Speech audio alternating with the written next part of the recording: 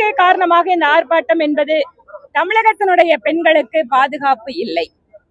ஒவ்வொரு நாளும் தமிழகத்தினுடைய பெண்கள் எல்கேஜி படிக்கிற குழந்தையிலிருந்து காலேஜுக்கு போற பெண்கள்ல இருந்து 60 வயசு பாட்டி கூட தமிழகத்தில் இன்று சுதந்திரமாக இல்லை, பாதுகாப்பாக இல்லை என்கின்ற மிக முக்கிய காரணத்தை வைத்து இந்த ஆர்ப்பாட்டம் இப்போது நடந்து கொண்டிருக்கிறது.